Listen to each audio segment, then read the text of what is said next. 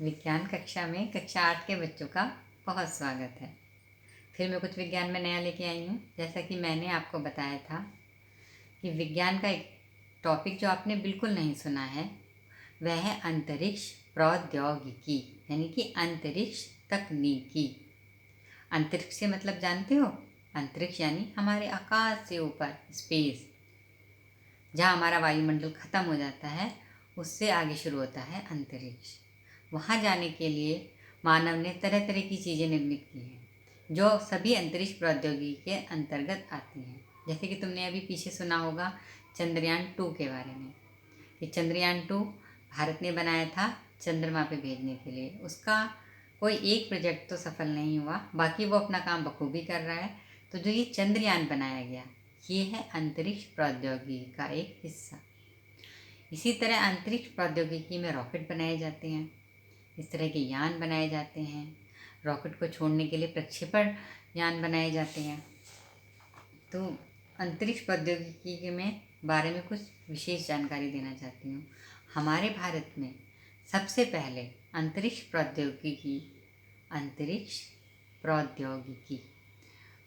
प्रौद्योगिकी की शुरुआत करने वाले वैज्ञानिक का नाम था डॉक्टर विक्रम साराभाई। सब बच्चे मेरे साथ एक बार फिर से बोलेंगे, क्योंकि यही कहलाते हैं हमारे अंतरिक्ष तकनीकी के जनक, जिन्होंने भारत में अंतरिक्ष तकनीकी को शुरू किया। डॉक्टर विक्रम साराभाई। ठीक है, इनके ऊपर क्वेश्चन भी पूछा जाता है कि इन्होंने कौन है जनक अंतरिक्ष प्रौद्योगिकी के, और ये सब बच्चे ध्यान रखेंगे। इन्होंने 1962 में एक अनुसंधान समिति बनाई थी जिसका नाम दिया था अखिल भारतीय राष्ट्रीय अनुसंधान समिति, अंतरिक्ष अनुसंधान समिति, जिसका आगे चल के जिसको 1969 यानी कि 1969 में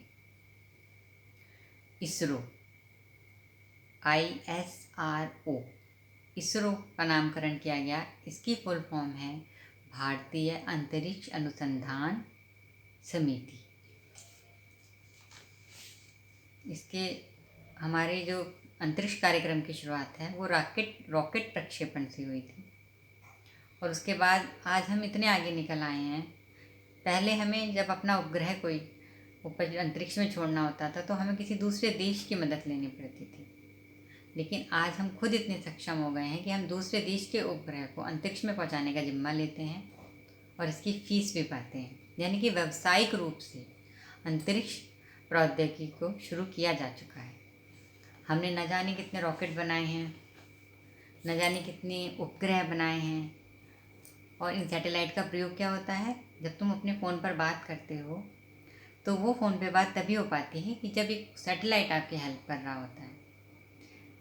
यहाँ से मोबाइल की वेव्स वहाँ तक जाती हैं और वहाँ से लौट के फिर आपके फ़ोन तक आती हैं। और यही जो वेव्स चलती हैं फ़ोन की, इनका जो कनेक्शन होता है वो सैटेलाइट के थ्रू ही होता है। यदि वो सैटेलाइट आज काम करना बंद कर दे तो आप बात नहीं कर पाएंगे। इसके अतिरिक्त मौसम का पूर्वानुमान लगाना वो सैटेलाइट का काम है। और एक और बहुत ज़रूरी बात मैं बताना चाहूँगी कि एक एडोसैट नाम का उपग्रह जो 2004 में हमारे भारत ने लॉन्च किया था, वो एजुकेशन के लिए शैक्षिक कार्यों के लिए बना हुआ उपग्रह है। और उसकी मदद से हमारे बहुत सारे टीवी कार्यक्रम चलते हैं जो शिक्षा के ऊपर हैं। डीडी चैनल के 32 चैनल हैं जो इस समय शिक्षा के अलग अलग स्वरूपों को आप तक पहुंचा रहे हैं, चाहे वो स्कूली एजुकेशन हो, चाहे वो ग्रेजुएशन कोर्स हो, चाहे वो 12th की पढ़ाई हो, या उससे आगे का रिसर्च वर्क हो। आज हर तरह के कार्यक्रम हमारे चैनल पर मौजूद हैं और आप लोग भी उससे पढ़ सकते हो। मैंने पहले भी बताया था। इतना जो इसका विकास हुआ है, इस सब का कारण क्या है? विज्ञान का विकास। विज्ञान से बनी तकनीकी और तकनीकी से बनी ये सारी चीज़ें। हमने इससे पहले मंगलयान भेजा था जो मंगल ग्रह पर गया था। चंद्रयान भेजा था, चंद्रयान-1, चंद्रयान-2, 2 चंद्रयान जा चुके हैं। और एक बहुत महत्वाकांक्षी मिशन है भारत का गगनयान। गगनयान भी 2021 तक उम्मीद थी, लेकिन हो सकता है कोरोना का ये खतरा शायद उसको लेट कर दे। लेकिन गगनयान जो है अंतरिक्ष यात्रियों को लेके जाएगा। यानी कि अगर आपको घूमना है तो तो आप अंतरिक्ष में भी घूमने जा सकते हैं। लेकिन उसकी क्या प्रक्रिया होगी, क्या फीस होगी, ये तो अभी नहीं पता। लेकिन हमारा भारत उस तरफ आगे कदम बढ़ा रहा है। आज हम इतने सक्षम हैं कि हम पे दो तरह के प्रक्षेपण यान हैं जो उपग्रह को प्रक्षेपित करने का कार्य करते हैं।